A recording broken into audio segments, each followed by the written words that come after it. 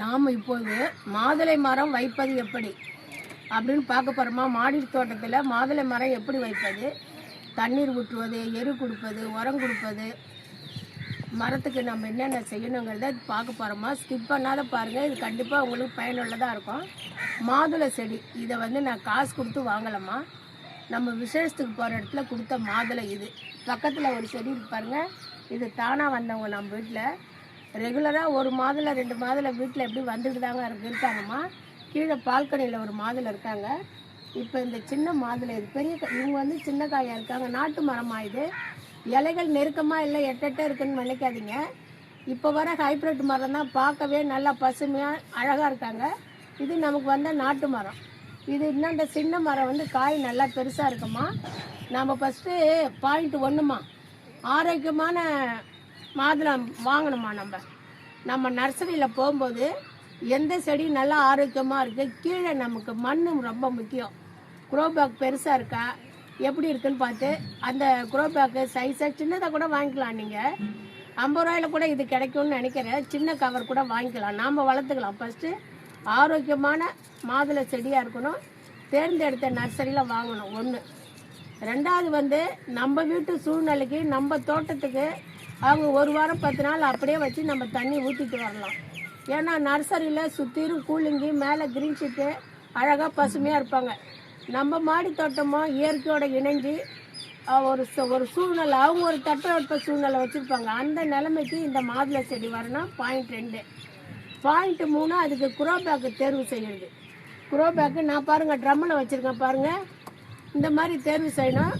Grow bag அளவு 22x22, இல்லைன்னா 24 வைக்கலாம், 14 வைக்கலாம்.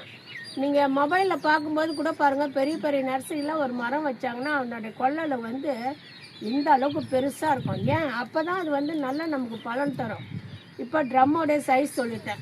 அடுத்து நம்ம எப்படி வைக்கணும். குரோபேக்கு பெரிய குரோபேக் வாங்கினீங்கன்னா ஹோல்ஸ் அதிலே இருக்கும். இந்த மாதிரி ட்ரம்முங்கள்லாம் எப்படி ஓட்டை போடணும், எப்படி ட்ரம்மு வாங்கினேன்னு இப்போ தான் ஸ்டார்ட் போட்டேன். ஓட்டை போடுறத கூட நான் வீடியோவாக எடுத்து இப்போ நான் ஷார்ட்டு போட போகிறேன். அந்த மாதிரி ஒரு 10 ஹோல் நம்ம சுண்டு விரல் உள்ளே போகணும். 10 ஹோல்ஸ் 8 ஹோல்ஸ் போட்டுக்கணும். அப்போ தான் செடிங்களுக்கு உள்ள காத்தோட்டமாக இருக்கும். செடிங்களுக்கு நம்மளை விட நைட்ரஜன் நமக்கு ஆக்சிஜன் எவ்வளோ முக்கியமோ அந்த மாதிரி அவங்களுக்கு நைட்ரஜன் முக்கியம். அதனால் நம்ம ஊற்றுற தண்ணி கீழே இறங்கிறதுக்காக இந்த ஒரு சுண்டு விரல் போடுற அளவு ஹோல்ஸ் வச்சிங்க. இது பாயிண்ட் 4. பாயிண்ட் 5, அதில் என்னென்ன கலக்கணும் அப்படின்னு. ஃபஸ்ட்டு நம்ம கீழே ஓட்டையில் கல் வச்ச உடனே தோட்ட கழிவுகள், மக்கும் குப்பைகள், காகிதம், நீங்கள் என்ன வேணாலும் போடலாம். இன்னும் கேட்டிங்கன்னா பழைய பிஞ்சு போன காட்டன் துணி கூட போடலாம். ஆனால் ஒன்லி காட்டனாக இருக்கணும், லினன்லாம் இருக்கக்கூடாது. நமக்கு பயன்படாத பழசு காட்டன் இருந்தால் கூட அதை கூட நீங்கள் கீழே போடலாம். ஏன்னா அது மக்கும் குப்பை, வைக்கல், செத்தைகள் இந்த மாதிரி போடலாம். இது பாயிண்ட் 4. பாயிண்ட் 5 இப்போ நம்ம அதில் மண் கலக்கிறோம்ல 2:2. என்னென்ன தோட்ட மண், எம்சாண்டு, ஆற்று மணல், கொக்கோ ஃபிட்டு, இதுக்கு இடையில 2:2 இதை கலக்கணும். இப்போ ஃபஸ்ட்டு குப்பையை போட்டுட்டு மக்கும் குப்பை போட்டுட்டு ஃபஸ்ட்டு நீங்கள் தோட்ட மண் போடுறீங்க. அதுக்கு மேலே மக்கும் குப்பை என்ன உங்கள்கிட்ட இருக்கோ அது மக்கும் குப்பை. அதுக்கு மேலே எம்சாண்டு போடுறீங்க, மக்கும் குப்பை. அதுக்கப்புறம் மணல் இருந்தால் போடுங்க, அதே மாதிரி மக்கும் குப்பை. அப்புறம் கொக்கோ ஃபிட்டு. கொக்கோ ஃபிட் ஈரத்தை தன்னிடத்தை இருத்தி வச்சுக்கும். வேறு காயாத கொள்ளாத கொக்கோ ஃபிட் ஈரத்தை தன்னகத்தை வச்சுக்கும். இப்படி போடணும். அதுக்கப்புறம் முக்கியமானதுமா மாட்டு எருவோ ஆட்டு சாணமோ போடணும். அதை போட்டுட்டு தான் நம்ம உள்ள அரை அடிக்கு அது கம்மியாக நோண்டி நம்ம பழமரத்தை வச்சு நல்லா டைட் பண்ணி மூடிடணும். இது பாயிண்ட்டு 5. பாயிண்ட்டு 6, மூடிட்டீங்க. என்ன செய்யலாம், 1 வாரம் நீங்கள் தண்ணி மட்டும் ஊற்றணும். 1 வாரமோ 10 நாளோ 15 நாளோ நல்லா நாம் வச்சுக்கிற மண்ணுக்கும் நம்மளுடைய இதுக்கும் அந்த வேர் போய் உட்காரணும், ஸ்ப்ரெட் ஆகணும். அதனால் பரவாயில்ல, 1 மாதம் கூட காத்துட்ருங்க, ஒன்றும் பிரச்சனை இல்லை. அதுக்கப்புறம் படிப்படியாக இயற்கை உரம் போடுங்க. அடுத்து 7வது பாயிண்ட், இயற்கை உரம் நிறையா இருக்குமா. மணில புண்ணாக்கு இருக்குது, ஒரு 2 நாள் ஊற வச்சு. இதில் உரத்துலேயே 2 வகை இருக்குமா. திடம் ஒன்று இருக்குது, திரவம் ஒன்று இருக்குது.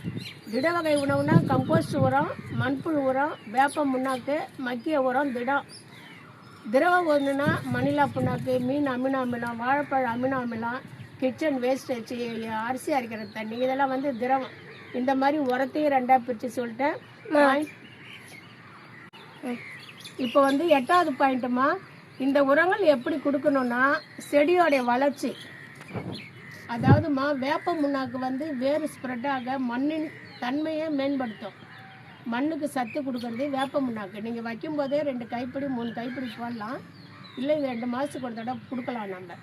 அடுத்தது மக்கிய கம்போஸ்ட்டு, மண்புழு உரம் 10 டேஸ் 15 நாள் 20 நாள் கூட ஒரு முறை கொடுக்கலாம். ஏன்னா உங்கள் மரம் செடியாக இருந்தால் 10 டேஸ்க்கு ஒரு முறை கொடுக்கணும். இது பாயிண்ட் 8.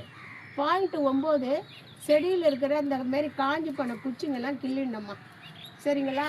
இது பாயிண்ட் 9. பாயிண்ட் 10 வந்து அவங்க நல்ல வெயிலில் இருக்கணும், சூரிய ஒளி இருக்கணும். 11 கூட இருக்குமா, ஈரப்பதம் இருந்துகிட்டு இருக்கணும். மரத்துக்கெல்லாம் நீங்கள் ரெகுலராக ஊற்றணும்னு இல்லை, நாங்கள் ஆனால் ரெகுலராக தான் ஊற்றுவேன், இல்லைன்னா பிள்ளைங்க வாடிடுவாங்க. நீங்கள் கொஞ்சம் ஈரப்பதம் இருக்கிற மாதிரி ஊற்றுங்க. இப்படி நீங்கள் வளர்த்திங்கன்னா, ஆனால் நீங்கள் இங்கே மாடியில் தோட்டம் வைக்கும்போது இயற்கை உரம் தாம்மா கொடுக்கணும். இது முக்கியமான பாயிண்ட்டு. யாராவது ஃப்ரீயாக உரம் கொடுக்குறாங்க, டிஏபின்றாங்க, யூரியான்றாங்க, அதெல்லாம் தயவு செய்து கொடுக்காதீங்க.